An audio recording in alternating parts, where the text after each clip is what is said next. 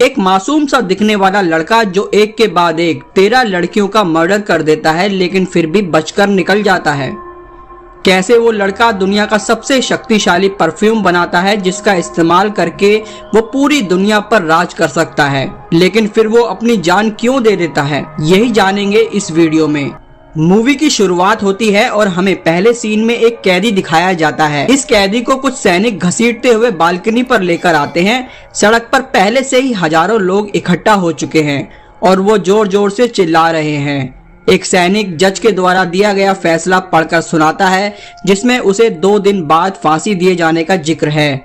फांसी से पहले इस लड़के के हाथ पैर तोड़ने की बात भी लिखी हुई है, जिसे सुनकर पब्लिक खुशी के मारे चिल्लाने लगती है। अब स्टोरी फ्लैशबैक में जाती है और हम फ्रांस की एक फिश मार्केट को देखते हैं जो इस शहर की सबसे गंदी और बदबूदार जगह है। यहाँ पर हम एक औरत को देखते हैं जो फिश बेचती है। वो गर्भवती है और अचानक उसे लेबर पेन शुरू हो जाता है।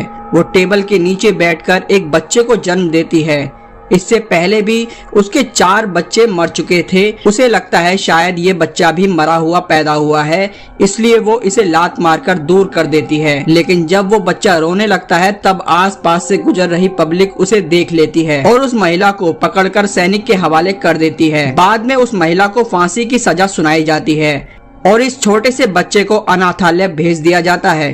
अनाथालय में गिलार्ड नाम की एक केयर टेकर होती है। जब बच्चा अनाथालय पहुंचता है तब इसे देखकर दूसरे बच्चे बिल्कुल भी खुश नहीं होते, क्योंकि यहाँ पर जीवन यापन करने की कोई भी सुख सुविधा मौजूद नहीं थी और जितने ज्यादा बच्चे यहाँ पर आएंगे उतने ही ज्यादा कष्ट सहना पड़ेगा। इसलिए कुछ बच्चे मिलकर इस नवजात शिशु को मारने की कोशिश करते हैं, लेकिन तभी गिलार्ड वहाँ पर पहुँच जाती है और उसे बचा लेती है। इसके बाद मूवी कुछ वर्ष आगे बढ़ती है। अब वो बच्चा 5 साल का हो चुका है। इसका नाम जॉन रखा गया है। उस बच्चे के पास सूंघने की अद्भुत प्रतिभा है। वो बच्चा अक्सर चीजों को सूंघकर पहचानता है। समय गुजरता है और अनाथालय में जगह की कमी होने के कारण केयर टेकर गिलार्ड जॉन को एक जानवरों के व्यापारी को बेच देती है और जब गिलार्ड घर जा रही होती है तब कुछ लुटेरे उसे मार देते हैं। यहाँ पर हमें जॉन की एक और सुपर पावर के बारे में पता चलता है। जब भी कोई जॉन को छोड़ता था तो वो मर जाता था। पहले उसकी माँ मारी गई और अब गिलार्ड भी मर चुकी है। एक बार फिर से समय गुजरता है और हम जॉन को कुछ सालों के बाद देखते हैं। अब वो बड़ा हो चुका है। जॉन का मालिक जॉन के काम से खुश है, इसलिए वो एक दिन जॉन को अपने साथ बाजार ले जाता है, जहां पर जॉन पहली बार जानवरों की बदबू के अलावा कई तरह की स्मेल को महसूस करता है। तभी एक खुशबू उसे अपनी तरफ खींचने लगती है। ये खुशबू परफ्यूम की एक शॉप से आ रही थी। हमें बताया जाता है कि पेरिस में उस वक्त आमोर एंड साइकी नाम का एक परफ्यूम सबसे ज्यादा मशहूर था। तभी जॉन को एक और खुशबू अपनी तरफ आकर्षित करने लगती है। ये खुशबू एक खूबसूरत लड़की से आ रही थी। जॉन ना चाहते हुए भी उसके पीछे पीछे चलने लगता है। खूबसूरत लड़की जॉन को भूखा समझकर उसे कुछ फल देती है, लेकिन जॉन लड़की का हाथ पकड़कर उसे सूंघने लगता है। लड़की घबरा जाती है और वहां से भाग जाती है। जॉन अपनी सूंघने की प्रतिभा के कारण उसे एक बार फिर से ढूंढ लेता है, लेकिन तभी वहां पर कुछ लोग आ जाते हैं जिन्हें देखकर जॉन डर जाता है और वो लड़की का मुंह दबा लेता है। जब जॉन लड़की को छोड़ता है तब तक दम घुटने के कारण वो लड़की मर चुकी थी। जॉन महसूस करता है कि लड़की के मरते ही उसके शरीर की खुशबू खत्म हो गई। यहाँ जॉन सोच रहा था कि काश वो इस खुशबू को हमेशा के लिए बोतल में कैद करके रख पाता। मूवी आगे बढ़ती है और हम इस सीन में एक नए कैरेक्टर को देखते हैं जिसका नाम बाल्डिनी है। वो फ्रांस का एक मशहूर परफ्यूमर है, लेकिन अब उसका धंधा मंदा पड़ चुका है क्योंकि फ्रांस में कई नए परफ्यूमर आ चुके हैं। कभी वो ओरिजिनल परफ्यूम बनाता था, लेकिन अब दूसरे के परफ्यूम की नकल करता है। बाल्डिनी आमोर एंड साइकी जैसा परफ्यूम बनाना चाहता है, लेकिन कई कोशिशों के बाद भी उसे सफलता नहीं मिलती। तभी एक दिन जॉन उसके घर पर जानवर की चर्बी डिलीवर करने के लिए आता है और यहाँ पहुंचकर वो अलग अलग तरह की खुशबू सूंघकर उनकी तरफ आकर्षित होता है। जॉन बाल्डिनी के कपड़ों से आ रही आमोर एंड साइकी परफ्यूम की खुशबू को सूंघकर कहता है कि वो ऐसा परफ्यूम बना सकता है।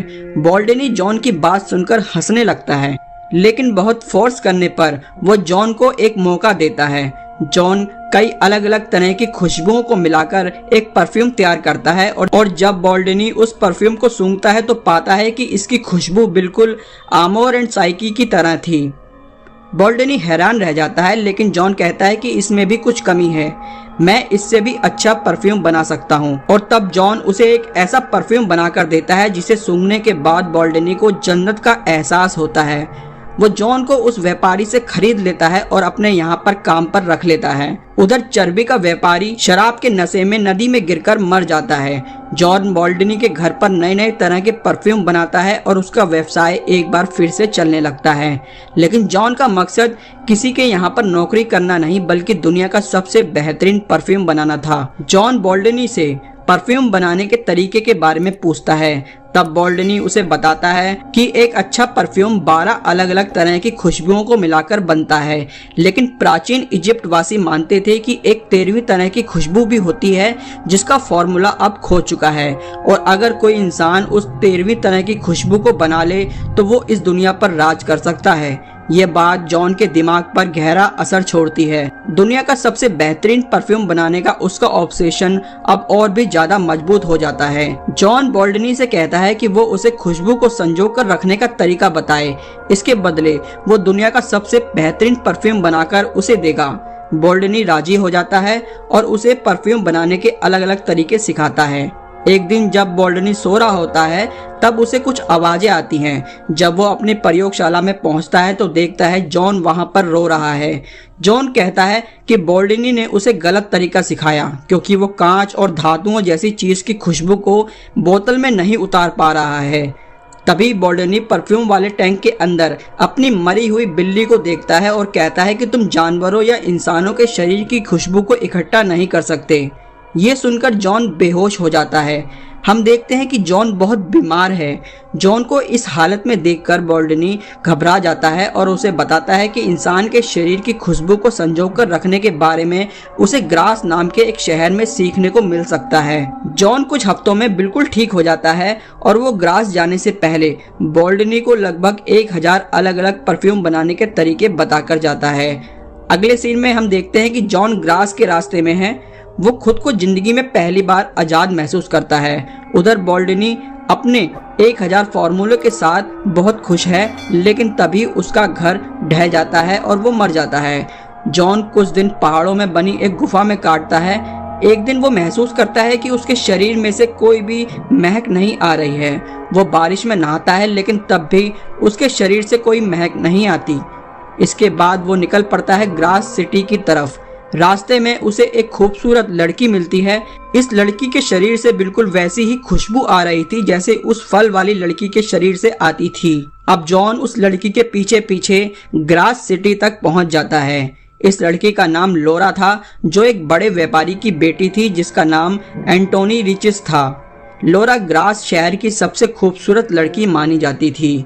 यहाँ पहुंचकर जॉन को एक कारखाने में काम करने का मौका मिलता है, जहाँ की मालकिन का नाम मैडम अर्नोल्फी था। मैडम अर्नोल्फी का पति द्रोत जॉन को पसंद नहीं करता था और बात बात पर उसे प्रताड़ित करता था। धीमे धीमे जॉन वहाँ पर चर्बी से खुशबू निकालने के तरीके सीखने लगा, लेकिन उसे अपने प्रयोग के लिए एक जीते जागते इंसान की जरूरत थी। उसके पहले प्रयोग के लिए उसने कारखाने में काम करने वाली एक लड़की को चुना। शुरू के कुछ प्रयोग विफल हो जाने के बाद अंत में उसे इंसानी शरीर से खुशबू निकालने का तरीका मिल जाता है, जिसमें वह जानवरों की चर्बी के लेप का प्रयोग करके इंसान के शरीर से खुशबू इकट्ठा करता था। इस काम के लिए वो सबसे पहले एक वैश्या को चुनता है जो आसानी से उसके जाल में फंस जाती है, लेकिन जब वो वैश्या जॉन के पास एक बड़ा सा औजार देखती है तो डर जाती है। वो वहां से भागने की कोशिश करती है। अब जॉन के पास उसे मारने के अलावा कोई रास्ता नहीं था। जॉन को कुल 13 अलग अलग तरह की खुशबुएं चाहिए थी ताकि वो दुनिया का सबसे बेहतरीन परफ्यूम बना सके। अपने काम के लिए उसे ग्रास की सबसे खूबसूरत औरतों की जरूरत थी। सबसे पहले उसकी नजर लोरा पर पड़ती है, लेकिन कई कोशिशों के बाद भी वो लोरा के करीब नहीं जा पाता। वो 2 जुड़वा बहनों को किडनैप कर लेता है और उन्हें मारकर उनके शरीर से खुशबू को इकट्ठा करता है। अगले दिन जब इन 2 बहनों की लाशें पानी में तैरती हुई मिलती हैं हैं तब बड़े अधिकारियों की मीटिंग होती है। यहाँ पर सभी लोगों का अलग अलग मत था और इस मीटिंग का कोई नतीजा नहीं निकल पाता। इसके बाद जॉन का ऑब्सेशन और भी ज्यादा बढ़ने लगता है। उसे जल्द से जल्द अपना परफ्यूम तैयार करना था, इसलिए वो एक के बाद एक लड़कियों को मारता है और 13 खुशबुओं के अपने सेट को जल्दी से पूरा करने की कोशिश करने लगता है। अंत में वो 12 खुशबू तैयार कर लेता है। 13वीं खुशबू के लिए उसे लौरा की जरूरत थी, लेकिन अब ग्रास शहर में खौफ का माहौल था। लोग अपने घर की बेटियों को घर के अंदर ही ताला लगाकर रखते थे। एंटोनी जानता था कि उसकी बेटी लौरा ग्रास की सबसे खूबसूरत लड़की है, इसलिए वो उसे बचाना चाहता था। वो फैसला करता है कि वो अपनी बेटी के साथ ग्रास को छोड़कर चला जाएगा। अगले दिन ये दोनों बाप बेटे एक घोड़ा गाड़ी पर बैठकर शहर से बाहर निकल जाते हैं। इधर जॉन को इसका पता चल जाता है। वो लौरा की खुशबू का पीछा करते हुए आगे बढ़ता है। एंटोनी और लौरा एक होटल में ठहरे थे। रात के वक्त जॉन वहां पहुंच जाता है। जॉन एंटोनी के कमरे से चाबी चुराकर लौरा के कमरे में पहुंचता है और उसे मार देता है। जॉन पहले उसके बाल काटता है, फिर उसके शरीर से खुशबू निकालता है। अब जॉन के पास कुल 13 तरह की खुशबू मौजूद थी, जिन्हें मिलाकर वो दुनिया का सबसे बेहतरीन परफ्यूम बना लेता है। लेकिन तभी वहां पर सैनिक पहुंचकर जॉन को गिरफ्तार कर लेते हैं। इसके बाद मूवी वहीं पहुंच जाती है जहां से शुरू हुई थी। जॉन जेल में है, लेकिन उसके पास अपना परफ्यूम भी है। आज उसे फांसी के लिए ले जाया जा रहा है। जॉन अब उसी परफ्यूम का इस्तेमाल करता है। एक घोड़ा गाड़ी जॉन को चौराहे तक लेकर पहुंचती है। तब जॉन किसी राजा की तरह उस घोड़ा गाड़ी से बाहर निकलता है और जब वो जल्लाद के पास पहुंचता है तो जल्लाद उस परफ्यूम की खुशबू के आगे बेबस हो चुका था। जल्लाद जॉन के पैरों में गिरकर उसे मसीहा पुकारने लगता है। इसके बाद जॉन उस परफ्यूम को रुमाल में लगाकर भीड़ में फेंक देता है। परफ्यूम की खुशबू का असर वहां मौजूद हर एक इंसान पर होने लगता है। सभी लोग जन्नत को महसूस करते हैं। इस परफ्यूम के असर से लोग एक दूसरे से प्यार करने लगते हैं। इसे देखकर जॉन को पहली बार महसूस होता है कि प्यार किसे कहते हैं, क्योंकि जॉन ने अपनी पूरी जिंदगी एक गुलाम के तौर पर बिताई थी, इसलिए वो प्यार किसे कहते हैं नहीं जानता। जॉन को एक बार फिर से वही फल वाली लड़की याद आती है। जॉन महसूस करता है कि किसी के शरीर से खुशबू को संजो कर रखने का उसका तरीका गलत था। अगर वो उस लड़की से मोहब्बत करता और उसे हमेशा के लिए अपना बना लेता तो उसके शरीर की खुशबू भी उसकी होती। अब जॉन को अपनी गलती का एहसास होने लगता है। उस भीड़ में एंटोनी भी मौजूद था। एंटोनी पर अभी खुशबू का असर नहीं हुआ था। वो जॉन को मारने के लिए करीब आता है। ऐसा लगता है जैसे जॉन अब अपनी गलतियों का प्रायश्चित करना चाहता है। वो चाहता है कि एंटोनी उसे मार दे, लेकिन एंटोनी भी परफ्यूम की खुशबू के आगे बेबस हो जाता है। इसके बाद जॉन ग्रास सिटी छोड़कर चला जाता है। वो नहीं जानता कि उसकी मंजिल अब क्या होगी। उसके पास दुनिया का सबसे शक्तिशाली परफ्यूम है। वो चाहे तो दुनिया पर राज कर सकता है। लेकिन जॉन फ्रांस की उसी फिश मार्केट में पहुंच जाता है जहां उसका जन्म हुआ था। जॉन खुद पर परफ्यूम की पूरी बोतल उंडेल लेता है और वहां मौजूद लोग उसके शरीर को नोचना शुरू कर देते हैं। ये जॉन का प्रायश्चित भी था और उसके ऑब्सेशन का अंत भी। और यही मूवी खत्म हो जाती है।